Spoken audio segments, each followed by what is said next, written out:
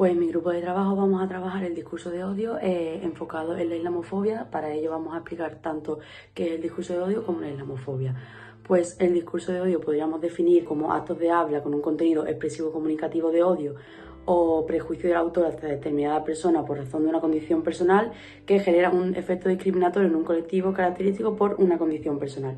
Entonces, en el caso de la islamofobia, es una manera de rechazo, de aversión y de hostilidad hacia el Islam y todo lo que esté relacionado con él.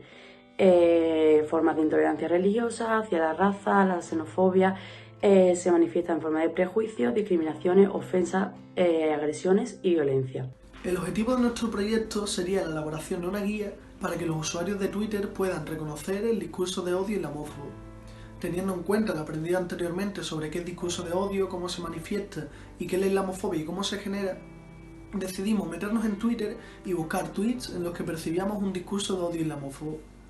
Del análisis de estos tweets fuimos obteniendo generalizaciones y observando unos estereotipos que se continúan y que justifican y generan el odio hacia este colectivo de alguna manera. Esto nos permitió poder ir clasificando los tweets según el cómo se manifiesta la islamofobia y el estereotipo que siguen. Tras el análisis de 170 tweets, vimos cuáles eran los patrones que más se repetían y obtuvimos conclusiones que nos fueron de gran utilidad para más tarde elaborar nuestra guía anti-islamofobia para Twitter.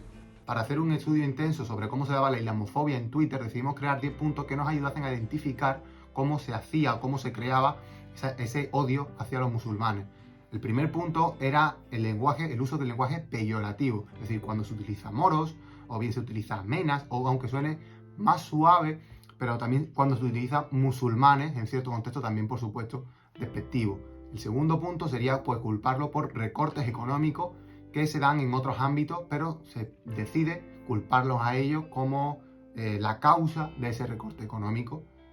Otro ejemplo, otro punto que vimos, que sería en este caso el tercero, sería cuando se opone el Occidente contra el Islam y se enfrentan, muchas veces se buscan causas de la religión, que es más antigua, que es patriarcal y demás. Otro punto, el cuarto punto, serían las acusaciones sin datos reales. Y el quinto punto sería pues una generalización a una tendencia a decir que el Islam es una religión pues donde se dan atentados, muy fundamentalistas e incluso muy uniformes. Las siguientes categorías que hemos utilizado para analizar los tweets son 6. Metáfora de guerra. En estos tweets se mete un contexto de guerra la relación entre España y los musulmanes, siguiendo el estereotipo de que es una relación de guerra.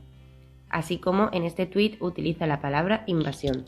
También hemos subdividido esta categoría en dos, ya que muchas veces meten en tweets el concepto de yihad como algo fundamental en el Islam. Por ejemplo, en este tweet. También hay otros en los que se suele comentar que el Corán es un libro violento, que incita y justifica la violencia. 7. El Islam como una religión patriarcal. Suele venir acompañado de los estereotipos de retraso cultural e incompatibilidad con los derechos humanos. 8. Estereotipos con el velo, como si este fuese algo obligatorio y estuviera en contra de los derechos humanos, como por ejemplo el hecho de que se comparta esta fotografía de una mujer con el velo puesto, como si no fuese parte de una elección propia. 9. Hay algunos tweets en los que sugiere que son una amenaza para la democracia o como una amenaza demográfica, como por ejemplo en este. Y por último, hay muchos tweets en los que se recalca que un acto delictivo ha sido realizado por una persona musulmana. Con el objetivo de evaluar la efectividad de la herramienta que hemos elaborado, hemos realizado un cuestionario con 10 afirmaciones acerca del Islam, en el que las personas deben seleccionar un ítem en una escala del 1 al 7 en función de cuánto creen que dichas afirmaciones incitan a la islamofobia, siendo el 1 la afirmación no incita en absoluto al odio hacia el Islam y el 7 la afirmación incita completamente al odio. Posteriormente se le muestra un guión en el que se explica el problema de la islamofobia y del discurso de odio existente y algunos estereotipos acerca del Islam. Y se le vuelve a repetir el cuestionario. Si la segunda vez que lo realizan sostienen puntuaciones más altas que la primera, es decir, las personas marcan en los ítems más cercanos al 7 que anteriormente, esto quiere decir que nuestra herramienta es efectiva, puesto que ayuda a sensibilizar acerca del problema de la islamofobia y enseña a detectar mejor el discurso de odio. A modo de conclusión, comentaremos los resultados de la encuesta.